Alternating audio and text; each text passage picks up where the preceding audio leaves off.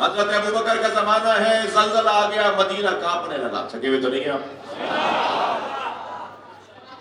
پورا شہر مدینہ کانپنے لگا، دیواریں دروازے ٹوٹنے لگے، ایک خوف کا عالم حاکم ہو گیا. اور ایک مرتبہ زلزلہ تھمنے کو نہیں ہے، بار بار جھٹکے ہیں، بار بار خوف ہو.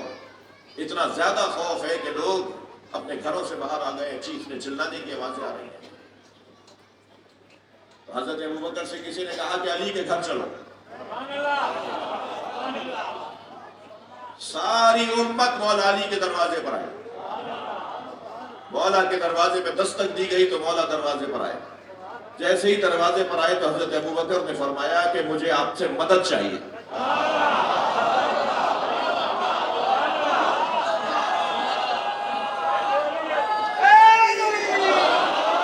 بہت واضح بات ہے، جب خلفاء اور صحابہ علی کی مدد کے بغیر جی نہیں سکتے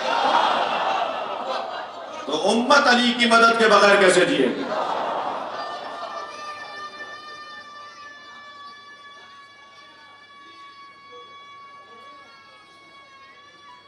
مل کے جواب دیجیے. مولا نے فرمایا ماجرا کیا ہے، ہو کیا رہا ہے؟ توجہ ہے. مولا نے امت سے کہا ہو کیا رہا ہے؟ کہنے لگے علی آپ کو نہیں معلوم مدینے میں زلزلہ آ رہا ہے؟ حضرت نے فرمایا میرے گھر میں تو نہیں ہے.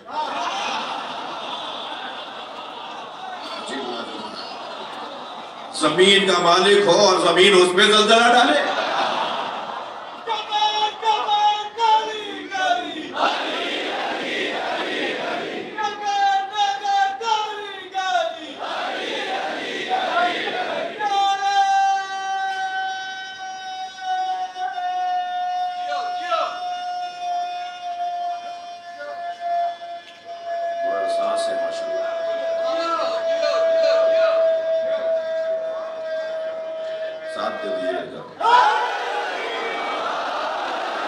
ایسے ہی شان سے مولا کا نام لینا چاہیے.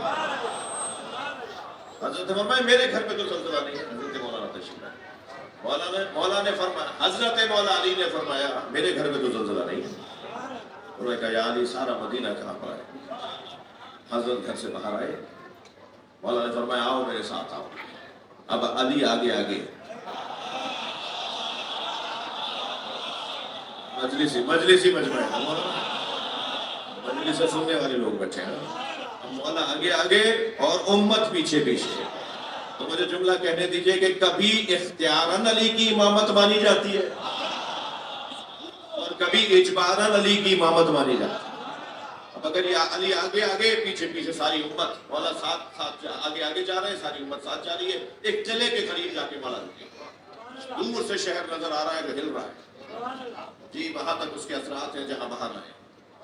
تو ایک مرتبہ ہلتی ہوئی زمین مولا نے محسوس کی.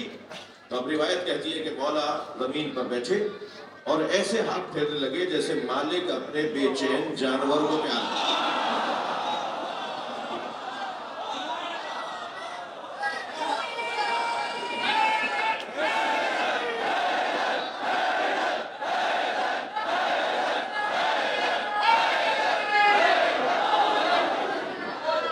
بہار الانوار میں علامہ مجلسی نے اسے لکھا ہے، اور شواہد النبوہ میں ملا عبد الرحمن جامی اہل سنت نے اسے لکھا ہے. صلوات پڑھیں ذرا محمد والا.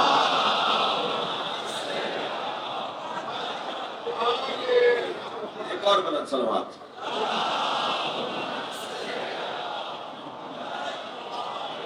آپ لوگ بھی بیٹھ جائیں تو مجھے اچھا لگے گا میرے دور سے. ایک اور صلوات نبی کی ذات.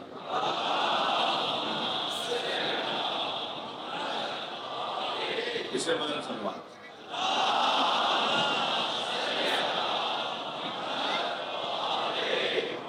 میری روایت پوری نہیں ہوئی ابھی. مولا نے زمین پر ایسے ہاتھ پھیرنا شروع کیا جیسے کوئی مالک اپنے جانور کو پیار کر رہا ہوتا. جملے سنا دوں مولا نے کیا فرمایا.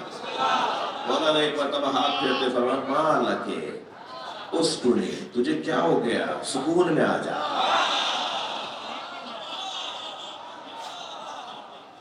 مالکے اسکنے فسکنت. جیسے ہی میرے مولا علی نے فرمایا تجھے کیا ہو گیا، سکون میں آ جا، وہ سکون میں آ گئی. جو کر لیا آپ نے. اب ملا عبد الرحمن جامی کہتے ہیں کہ کچھ لوگوں نے اس روایت پر اعتراض یہ ڈالا ہے کہ زمین بول کیسے سکتی ہے, زمین سن کیسے سکتی ہے.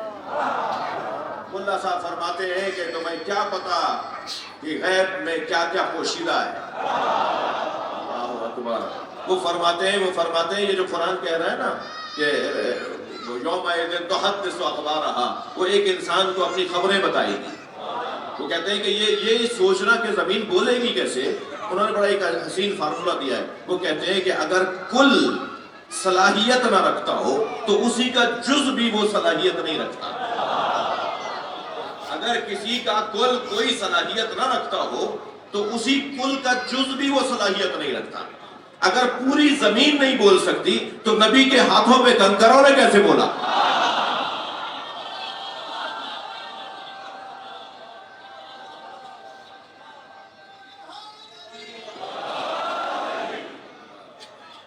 میرا محترم مجمع میرے ساتھ ہے.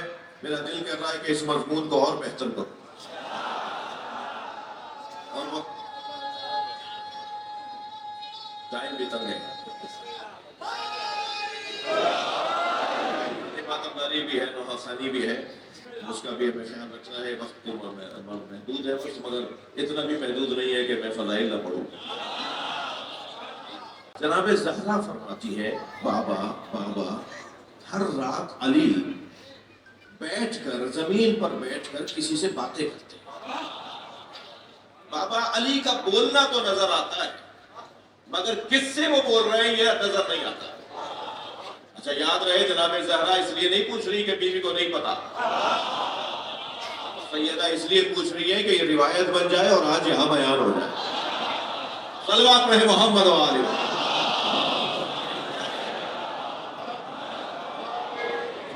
بابا روزانہ رات میں علی, توجہ چاہوں گا, روزانہ رات میں علی زمین پر بیٹھ کر کسی سے باتیں کرتے ہیں اور علی کو جواب آتا ہے. جواب ہم نہیں سنتے, علی کا بولنا سنتے ہیں.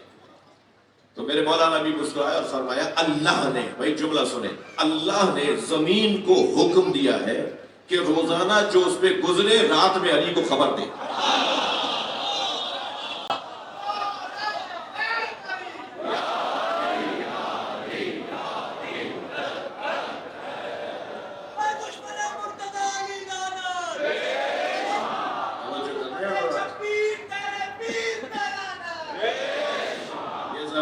یہ زمین روزانہ مولا علی کو گزارش سناتی. مولا علی کو روزانہ گزارش رپورٹ دیتی ہے جو کچھ زمین پہ گزرا ہے, جو دن بھر گزرتا ہے. خطرناک بھی ہے بھائی.